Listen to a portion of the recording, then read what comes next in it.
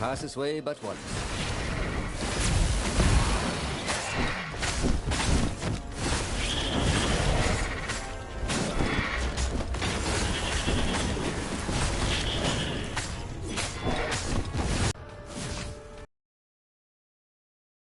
Something sour in the air.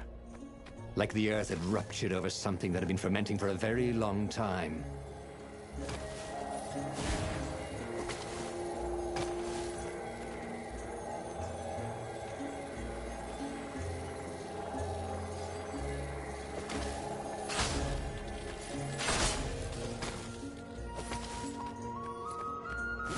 The stone hadn't lied about what it could do for him. With each raven he cut down, he felt a jolt of power flowing into his arm. "You're weak," whispered the stone. "The core will kill you." "Are you afraid of it?" "No, don't be ridiculous," it chuckled. But it's unstable. It will poison you so much as carry it, and then if you try to use it, it will explode catastrophically. Bernardo did not trust rocks that talked in his head. He went onwards.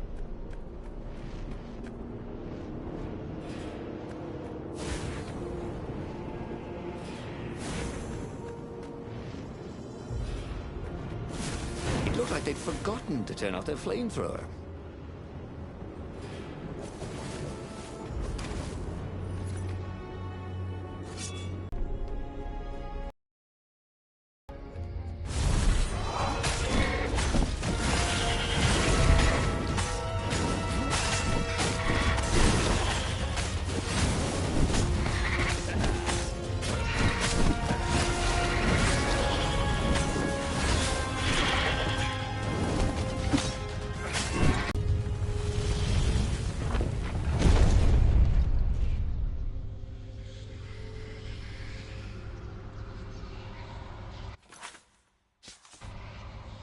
As he approached the core, the stone became hysterical.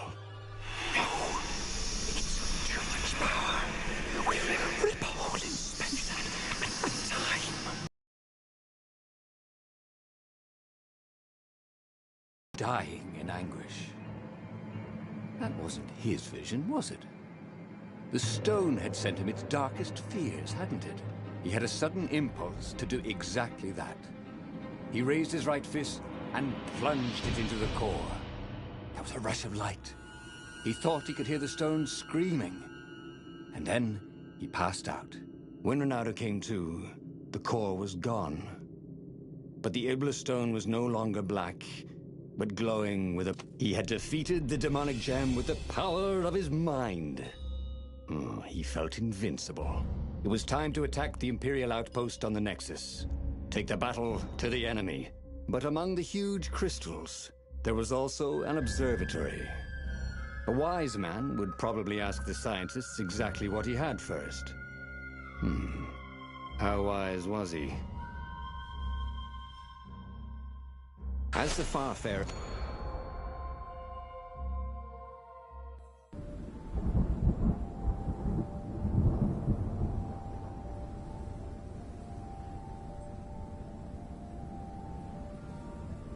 See? He'd trusted his gut, and it had worked out. That's what it meant to be a hero. To ignore the naysayers and the odd-makers, and do what you knew was right, and have it turn out to be the...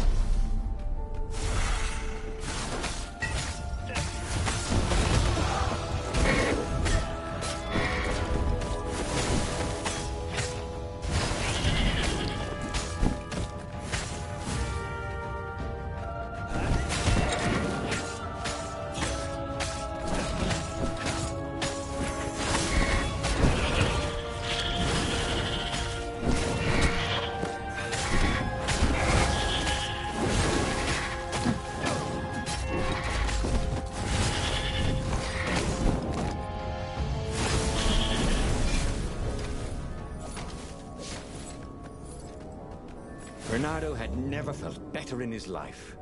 Normally, a battle would wear him down and he would need a night's sleep. Now he felt like he could go all night and all day. He felt like people were cheering him on, and he could practically hear their applause as he slew one raven after another.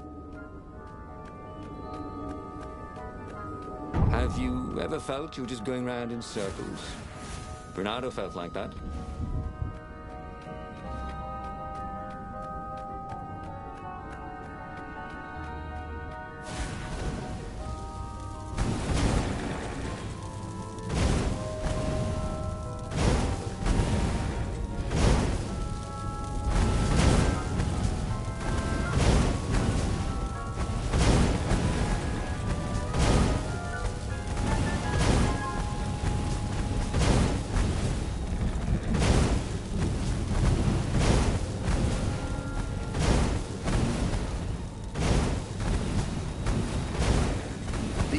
No ordinary cannonballs.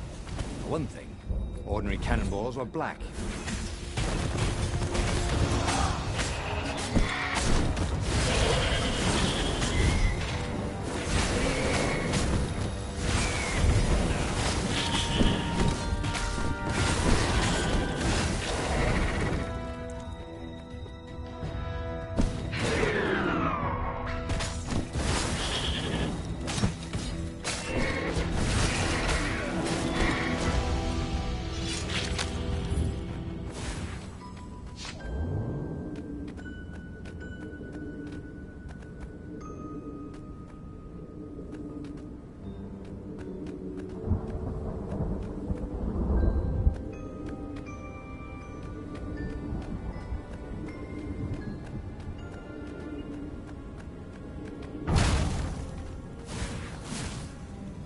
The toads at the observatory measured the stone with their occult devices. I fed it the core of Sky Ripper, explained Renato. No more feed planet souls. But the core is not an unlimited energy source, said one toad. Another said, there's a feedback loop, you see, which could overload the stone. Yeah, the stone doesn't actually feed on souls, claimed a third. But on pain of killing another sentient being. If you can truly be at peace with yourself, it would not overload. This was all very confusing. At peace? Yes, the mountains were peaceful and quiet, but he now had the power to turn the tides. He should report to the Rebellion Council and prepare for the decisive battle.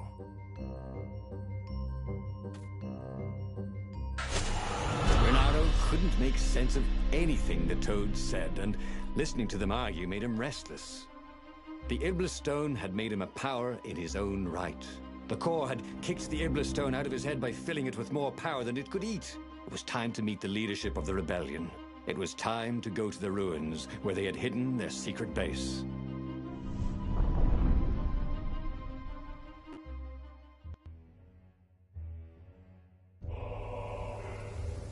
He was ready for anything the ravens could throw at him. His sword felt ready too. It seemed to know what he wanted most.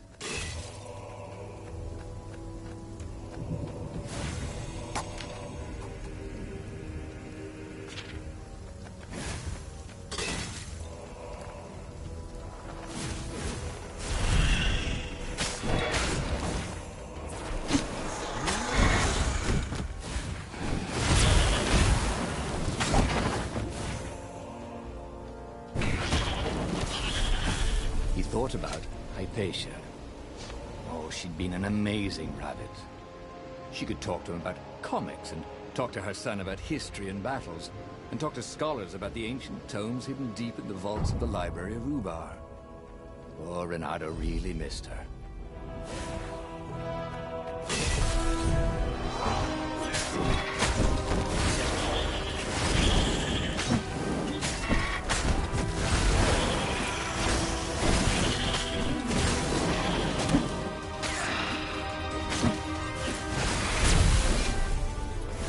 Iblistone wasn't pestering him anymore.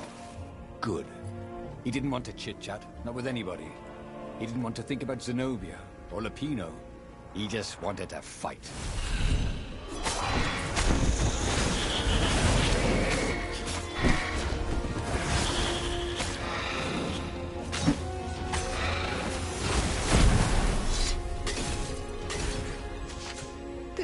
almost fun. Pain of killing another sentient being? What was that toad talking about anyway? He felt no pain, only pleasure as each filthy raven fell by his sword and the stone glowed brighter and brighter. And all the while, those voices were cheering him on, like he was in the arena, winning bout after bout.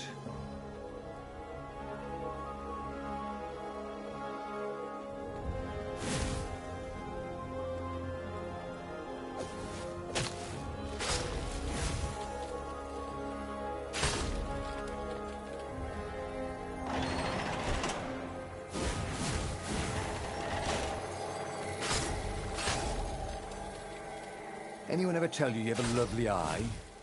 No? The long stairs. So he was close to the rebel base. Nothing was on fire. So far, so good.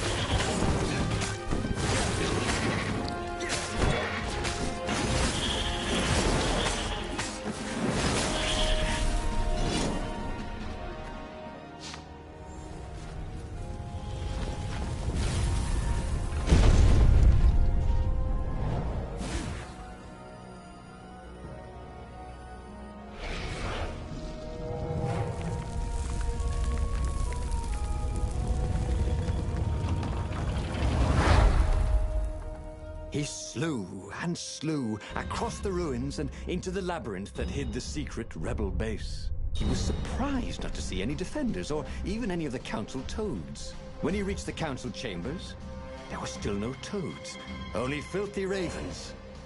"Stop him! He's gone mad!" One raven shouted until he had hacked them all down.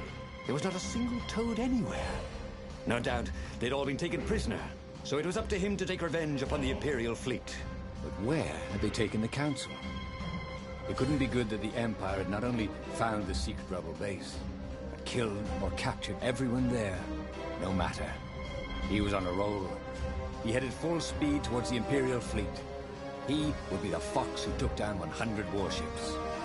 He charged.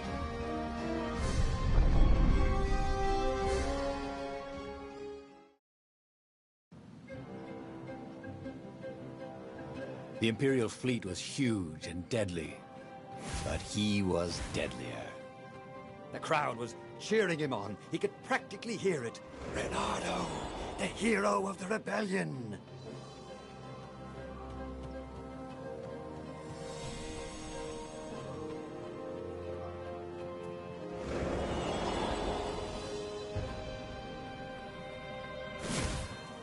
The portal was heavily guarded. Must go someplace they really didn't want it to go.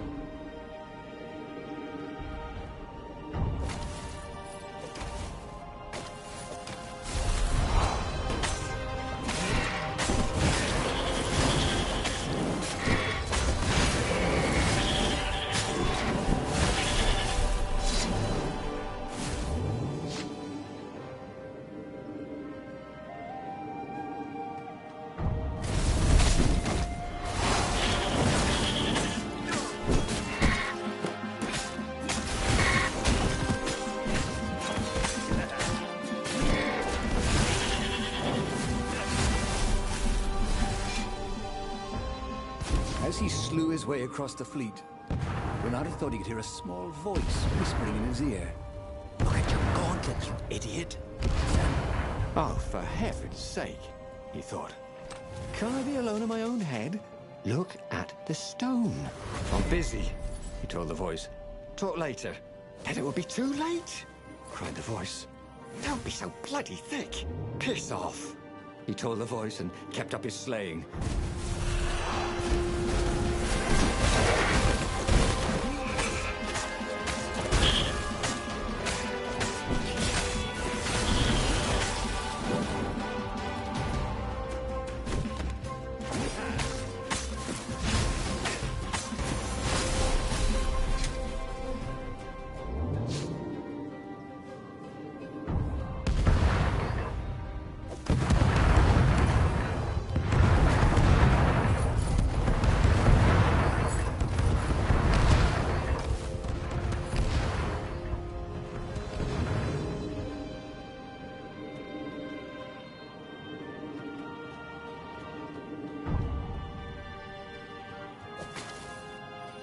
Soon he'd confront the Emperor.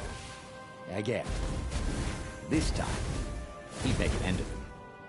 He'd screwed up last time, but he had a good feeling about this time.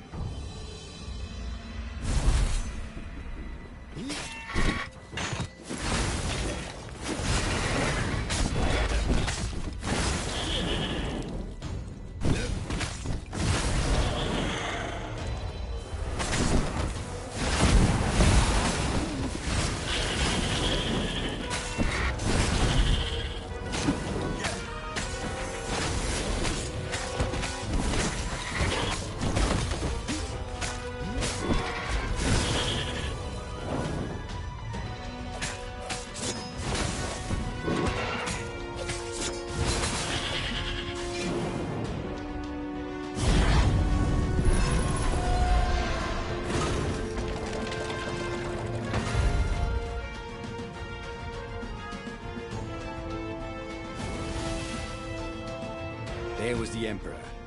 Renato cut down his elite guard. The exalted Toad cowered fearfully. He had sought to evade death and only made death come to him faster. Renato savored the moment. And then, too quick, it was over.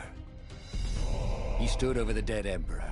Death to tyranny! He shouted. Go, House, go! Zenobia stepped out of the shadows. You have to stop, she said. You've killed everyone. Our ravens, your rebels. You murdered the whole rebel council. What? Oh, the ravens killed the council. Yeah, big idiot. They don't even know what the secret base is. Shouted Lapino, who was with her for some reason. Look at the stone, said Zenobia. It was black as night. Blacker. But I fed it the core, said Renato. It was glowing. Well, who needs a core? He said, and he attacked. Zenobia conjured her best, and Lapino hopped around like a mad rabbit, but he killed them both easily. I am unstoppable, He orated at the blood-soaked walls. I alone shall be emperor. The tiny voice inside him screamed, that doesn't even sound like you big fanny. The stone has stolen your mind. But he ignored it. Who listens to voices in their heads anyway? Madmen, that's who.